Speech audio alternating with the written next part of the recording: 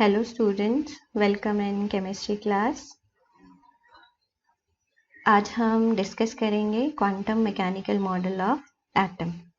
लेकिन बच्चों, इससे पहले कि हम क्वांटम मैकेनिकल मॉडल के बारे में डिस्कस करें, हमें पता होना चाहिए कि क्वांटम मैकेनिक्स है क्या चीज़ और इसकी ज़रूरत क्यों पड़ी। तो सबसे पहले need of quantum mechanics.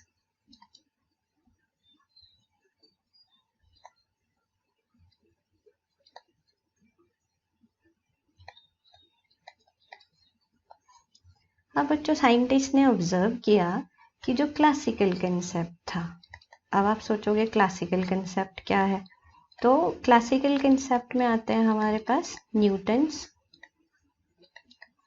Laws of motion. तो ये जो क्लासिकल कंसेप्ट था, ये इजीली एक्सप्लेन कर रहा था मोशन ऑफ मैक्रोस्कोपिक ऑब्जेक्ट्स। अब मैक्रोस्कोपिक ऑब्जेक्ट्स कौन से हुए? जैसे कि मान लो आपने फॉलिंग स्टोन है, उसकी ट्रेजेक्ट्री आपने देखनी है, या आपके पास प्लैनेटरी मोशन है, उसकी जो है स्पीड या डिस्टेंस आपको पता लगानी है, तो वहां पर आप न्यूटन्स लॉज जो है इजीली अप्लाई कर पा रहे थे। लेकिन ये जो क्लासिकल कंसेप्ट था, it was unable to explain the motion of microscopic world। अब माइक्रोस्कोपिक वर्ल्ड में क्या आएगा? जैसे हमारे पास सब एटॉमिक पार्टिकल्स हैं, इलेक्ट्रॉन है, प्रोटॉन है, तो इन इलेक्ट्रॉन प्रोटॉन इनकी जो है पोजीशन क्या होगी या इनकी स्पीड क्या होगी, ये हम नहीं निकाल सकते थे बाय यूजिंग क्लासिकल कंसेप्ट। तो इसके लिए ज़रूरत महसूस की गई क्वांटम मैकेनिक्स की। अब बच्चों, ये quantum mechanics actually it is a branch of science which deals with dual nature of matter।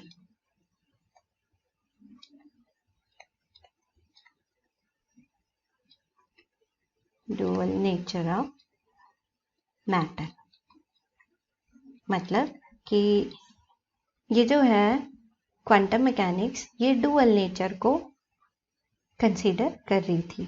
Dual nature मतलब particle like nature as well as wave like nature. तो क्वांटम मैकेनिक्स क्योंकि इन दोनों जो है ऑब्जर्वेबल को, पार्टिकल और wave like property को कंसीडर कर रही थी, इसलिए ये जो है हमारी इलेक्ट्रॉन्स, सब एटॉमिक पार्टिकल्स के मोशन को इजीली एक्सप्लेन कर पा रही थी। जबकि हमारे न्यूटन्स लॉज ऑफ मोशन थे, उनमें वेव लाइक नेचर का कोई भी कंसिडरेशन नहीं किया गया था, वहां पर सिर्फ पार्टिकल लाइक नेचर को लिया गया था। इसलिए क्लासिकल कंसेप्ट हमारा माइक्रोस्कोपिक वर्ल्ड में फेल हो गया था। अब बच्चों, ये जो क्वांटम मैकेनिक्स है, it is a theoretical science और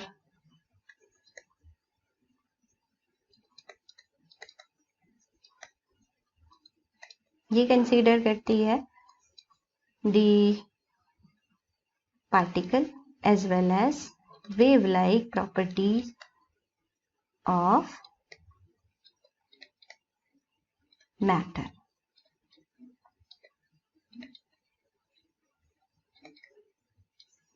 अब इस क्वांटम मैकेनिक्स को सबसे पहले स्टडी किया Erwin Schrodinger and Werner Heisenberg. इन्होंने लगभग 1926 या 27 के आसपास इंडिपेंडेंटली क्वांटम मैकेनिक्स को स्टडी किया। हम मेनली यहाँ पर डिस्कस करेंगे क्वांटम मैकेनिक्स जो कि कंसीडर कर रही थी वेव लाइक नेचर पार्टिकल की गिवन बाय एरविन श्रोडिंगर। और एरविन श्रोडिंगर ने यहाँ पर एक इक्वेशन दी जिसको हम श्रोडिंगर वेव इक्वेशन बोलते हैं।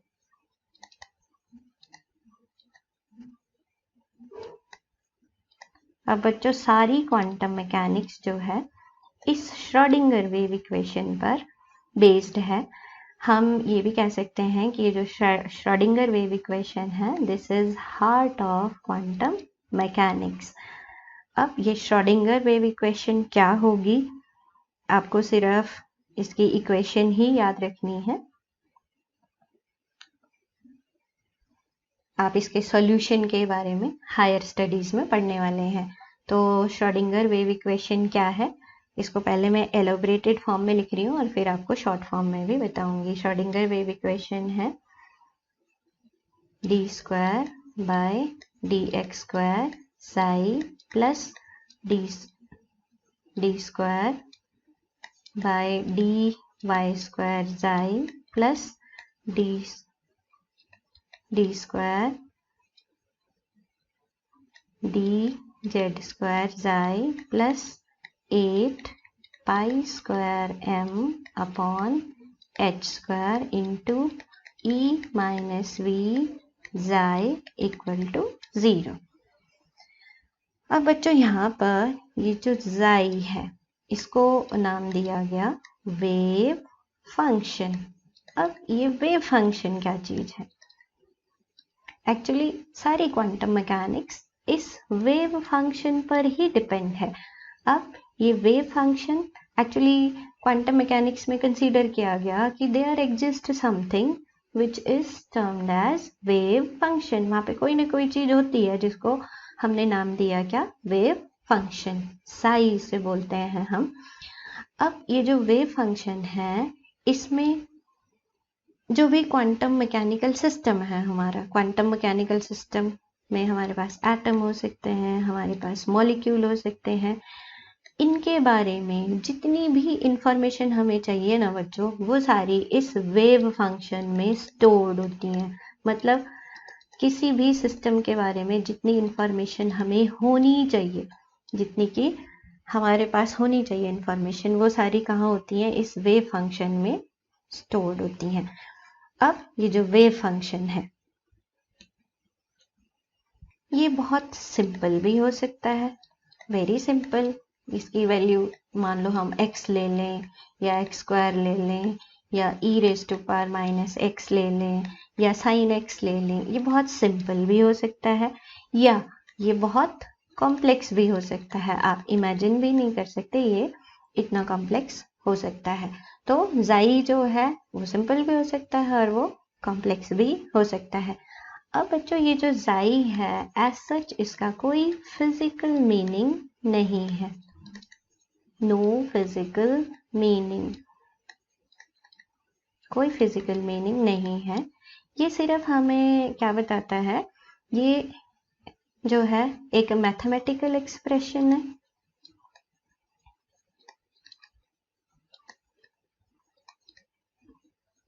और ये हमें इसकी वैल्यू जो है वो डिपेंड करती है जो इलेक्ट्रॉन के कोऑर्डिनेट्स हैं, वो एक्स वाई जेड एक्सिस में इलेक्ट्रॉन के क्या कोऑर्डिनेट्स होंगे उस पर इस जाई की वैल्यू डिपेंड करती है।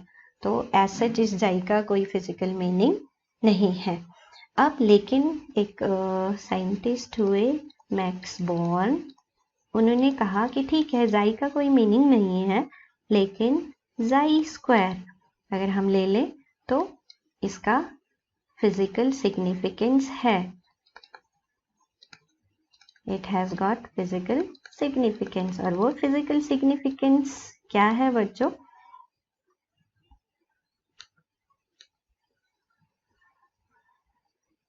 एक्चुअली हमने पढ़ा कि जब electron wave like nature show करता है तो हम इस तरह से उसकी वेव लाइक नेचर बता रहे थे। और यहाँ पर क्या बता रहे थे, ये जो क्रस्ट और ट्रफ की मैक्सिमम हाइट या डेप्थ होती है, क्या बताया था, एम्पलीट्यूड। अब बच्चों अगर इस एम्पलीट्यूड का हम स्क्वायर कर देते हैं तो हमारे पास क्या आ जाती है, इंटेंसिटी। तो सिमिलरली यहाँ पर अगर हम जाई का स्क्वायर करते हैं तो हमारे पास इलेक्ट्रॉन की इंटेंसिटी आ जाती है। इलेक्ट्रॉन इंटेंसिटी मतलब क्या हुआ इसका, कि हमारे पास एक पर्टिकुलर रीजन में, न्यूक्लियस के चारों ओर एक पर्टिकुलर रीजन में प्रोबेबिलिटी आ जाती है इलेक्ट्रॉन की। तो हम कह सकते हैं जाई square gives us probability of finding electron of definite energy around nucleus.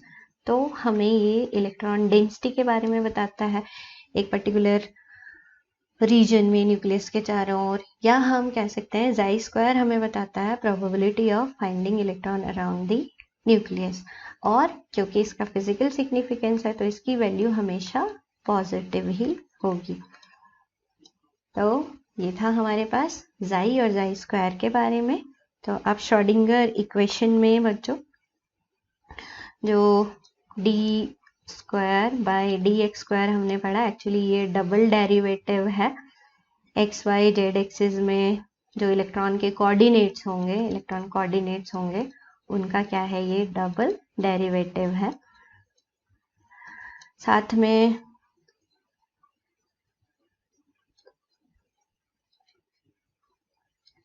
जो हमारे पास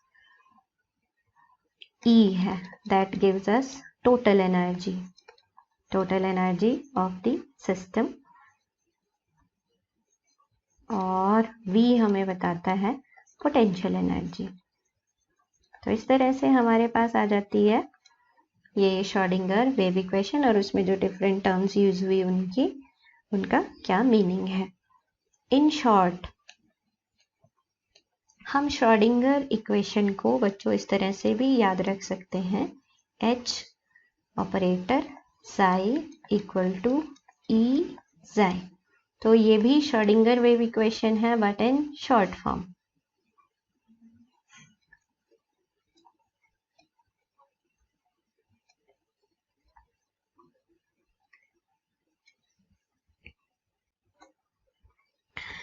अब बच्चों ये H मैंने क्या लिखा और इसके ऊपर ये हैट क्या लगाई, एक्चुअली यहाँ पर मैंने आपको जैसे पहले भी बताया था कि क्वांटम मैकेनिक्स में जाई एक ऐसी क्वांटिटी है जिसके अंदर सारी वैल्यूज उस सिस्टम से रिलेटेड स्टोर होती हैं। तो इन वैल्यूज को अगर हमने पता लगाना है, इंफॉर्मेशन यहाँ से डिराइव करनी है, तो हम क्या करते हैं, वहाँ पर इंफॉर्मेशन डिराइव करने के लिए यूज करते हैं ऑपरेटर्स। अब ये ऑपरेटर्स क्या होते होंगे बच्चों, एक्चुअली आप हायर क्लासेस में इनको पढ़ने वाले हो, मैं जस्ट आपको आइडिया दे रही हूँ यहाँ पर कि व्हाट आर ऑपरेटर्स। तो ऑपरेटर्स बच्चों कोई भी हमने मैथमेटिकल कैलकुलेशंस करनी है या इंफॉर्मेशन कहीं से निकालनी है तो हम यूज़ करते हैं ऑपरेटर। जैसे आपने कहीं पे किसी चीज़ का सम करना है तो आप प्लस लगाते हो, या सब्सट्रैक्शन आपने करनी है तो आप माइनस लगाते हो, आपने अगर स्क्वायर निकालना है तो आप स्क्वायर लिखते हो, या रूट निकालना है तो आप इस तरह से रूट लिखते हैं, या अगर आपने इंटीग्रेशन करना है तो आप इस तरह का साइन लगाते हैं। तो ये क्या है बच्चों, एक्चुअली इनको बोलते हैं हम ऑपरेटर। अब किसी भी फंक्शन से हमें जो जानकारी चाहिए हम उसके लिए ऑपरेटर लगा देते हैं वहाँ पे। मान लो मुझे यहाँ पर 9 का स्क्वायर चाहिए, 9 एक फंक्शन है मेरे पास, इसको मैं स्क्वायर ऑपरेटर मैंने लगा दिया तो मेरे पास आंसर क्या आ जाएगा, 81। या अगर मैं ऑपरेटर सेम फंक्शन के लिए ऑपरेटर चेंज कर देती हूँ तो मेरे पास आंसर डिफरेंट आएगा। तो इस तरह से ये मतलब हुआ ऑपरेटर का। तो हम क्वांटम मैकेनिक्स में भी इस वेव फंक्शन से मान लो हमें जानकारी चाहिए तो हम इसके आगे क्या लगाएंगे, ऑपरेटर। मान लो हमें जो है यहाँ पे पोजीशन चाहिए इलेक्ट्रॉन्स की तो हम एक्स ऑपरेटर वहाँ पे लगाएंगे। एक्स मतलब पोजीशन, ऑपरेटर ये जो हैट लगाते हैं बच्चों इसका मतलब होता है ऑपरेटर।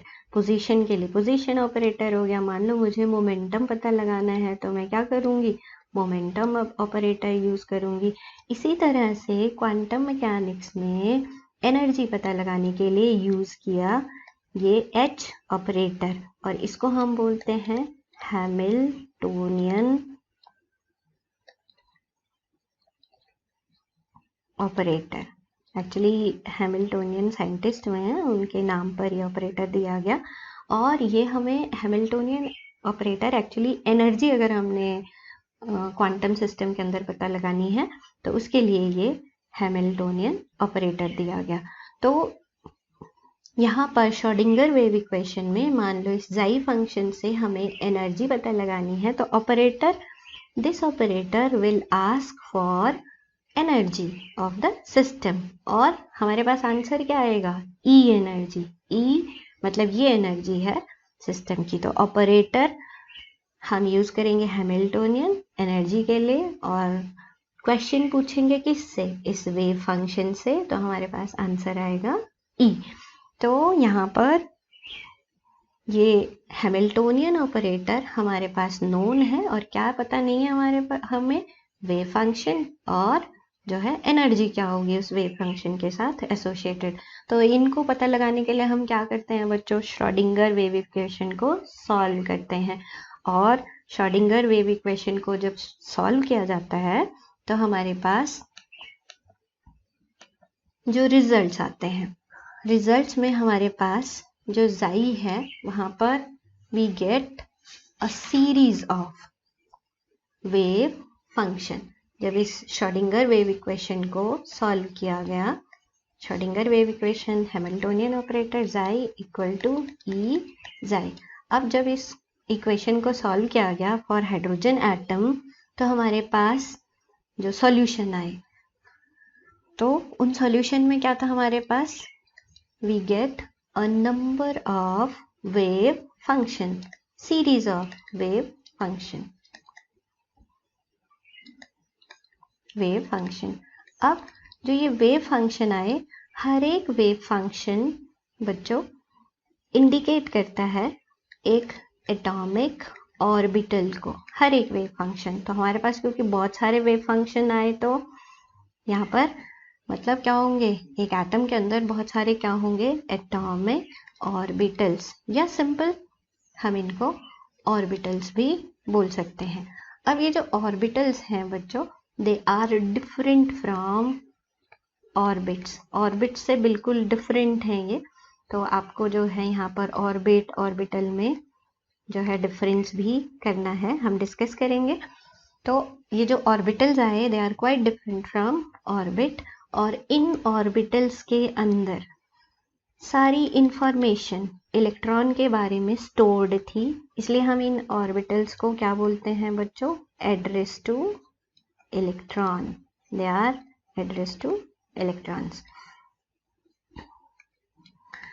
फिर हमारे पास क्योंकि यहाँ पे सीरीज ऑफ वेव फंक्शंस आ रहे थे, तो यहाँ पर हाइड्रोजन एटम के लिए हमारे पास आए सीरीज ऑफ एनर्जीज, क्योंकि हर एक वेव फंक्शन के लिए एक डेफिनेट एनर्जी होगी। तो क्योंकि हमारे पास नंबर ऑफ वेव फंक्शंस आ रहे हैं, तो हमारे पास क्या आएंगे, हमारे पास जो है नंबर ऑफ एनर्जीज भी आएंगी, और ये एनर्जीज कैसी होंगी, डिस्क्रीट सेट्स होंगे यहाँ पर हमारे पास एनर्जी के। अब डिस्क्रीट का मतलब क्या होता है बच्चों, डिस्क्रीट का मतलब होता है नॉट कॉन्टिन्यूस। जैसे अगर मैं 1 2 3 4 लिखूं तो ये कॉन्टिन्यूस वैल्यूज हैं, इनको मैं डिस्क्रीट नहीं लिखूंगी, बोलूंगी। अब डिस्क्रीट का मतलब हुआ पहले मेरे पास मान लो 2 आया, फिर 5 आ गया, फिर 9 आ गया, तो इस तरह से ये डिस्क्रीट वैल्यूज हैं। तो यहाँ पर जो एनर्जीज आई उनकी वैल्यू क्या थी, डिस्क्रीट वैल्यूज थी, कॉन्टिन्यूस वैल्यूज नहीं आई हमारे पास। तो बच्चों हमारे पास क्या आया था, wave function, and each wave function correspond to an orbital. अब ये जो ऑर्बिटल है ये कैसे डिफरेंट होगा ऑर्बिट से, एक्चुअली ऑर्बिटल वो रीजन है जहां पर जो है प्रोबेबिलिटी इलेक्ट्रॉन मिलने की मैक्सिमम होती है, लगभग 90% होती है अराउंड द न्यूक्लियस। तो हम ऑर्बिटल को डिफाइन करते हैं कि the region around the nucleus और the space around the nucleus where probability of finding the electron is maximum. और ये ऑर्बिटल हमारे पास कहाँ से आया, जब श्रोडिंगर वेव इक्वेशन को सॉल्व किया गया तो हमारे पास ऑर्बिटल आया, और ये कंफर्म कर रहा था हेसेनबर्ग्स अनसर्टेनिटी प्रिंसिपल को भी, क्योंकि हेसेनबर्ग्स अनसर्टेनिटी प्रिंसिपल में क्या कहा गया था बच्चों कि हम इलेक्ट्रॉन माइक्रोस्कोपिक पार्टिकल की पोजीशन एग्जैक्टली नहीं बता पाते। तो ये ऑर्बिटल क्या बता रहा था, एक्चुअली न्यूक्लियस के चारों ओर ये प्रोबेबिलिटी बता रहा था कि इलेक्ट्रॉन यहाँ भी मिल सकता है, यहाँ भी मिल सकता है, इलेक्ट्रॉन की प्रोबेबिलिटी ये बता रहा था इस तरह से। और जहाँ पे इलेक्ट्रॉन की प्रोबेबिलिटी मैक्सिमम आ रही थी उस रीजन को इन्होंने नाम दे दिया क्या, ऑर्बिटल। तो श्रोडिंगर जो वेव इक्वेशन थी वो, या क्वांटम मैकेनिक्स, वो इंडल्ज कर रहा था अपने आप में किसको, हेसेनबर्ग्स अनसर्टेनिटी प्रिंसिपल को भी। डुअल नेचर को तो कंसीडर कर ही रहा था, साथ में हेसेनबर्ग्स अनसर्टेनिटी प्रिंसिपल को भी इंडल्ज कर रहा था। तो ये आ गया हमारे पास ऑर्बिटल, जहां पर इलेक्ट्रॉन मिलने की प्रोबेबिलिटी क्या होती है, मैक्सिमम होती है। तो बच्चों, how this orbital is different from orbit. Actually orbit जो है वो तो क्या बताता है हमें कि एक सर्कुलर पाथ है अराउंड द न्यूक्लियस, लेकिन ऑर्बिटल बताता है कि रीजन है, ये स्पेस है अराउंड द न्यूक्लियस जहाँ पे इलेक्ट्रॉन मिलने की प्रोबेबिलिटी क्या है, मैक्सिमम है। ऑर्बिटल जो था that is in accordings to, किसके अकॉर्डिंग है ये, it is in accordings to Heisenberg's uncertainty principal.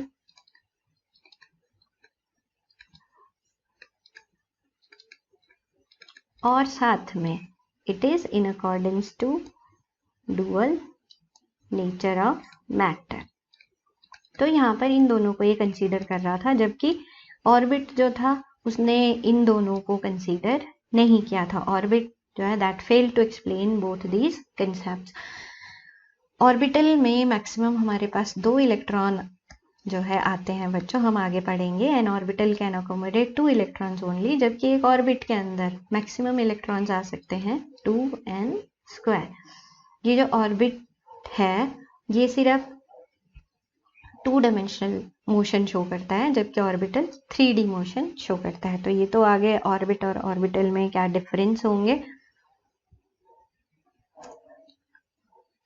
अब बच्चों, जैसे कि मैंने बताया आपको कि जो वेव फंक्शंस आ रहे थे हमारे पास, या एटॉमिक ऑर्बिटल्स आ रहे थे, ये एटॉमिक ऑर्बिटल्स क्या हैं, they are complete address to electrons. अब हमारे पास तो डिफरेंट वेव फंक्शंस आ रहे थे हैविंग डिफरेंट एनर्जीज। तो इसका मतलब एक एटम में बहुत सारे एटॉमिक ऑर्बिटल्स हैं हैविंग डिफरेंट एनर्जीज। तो हमें क्या करना पड़ेगा, इन एटॉमिक ऑर्बिटल्स को यूनिक आइडेंटिफिकेशन देने की ज़रूरत पड़ी, क्योंकि हमारे पास तो बहुत सारे एटॉमिक ऑर्बिटल्स आ रहे थे। तो इनकी यूनिक आइडेंटिफिकेशन के लिए हमारे पास क्या है, क्वांटम नंबर्स। तो क्वांटम नंबर्स बच्चों हम डिस्कस करेंगे नेक्स्ट लेसन में। So that's all for today. Thank you.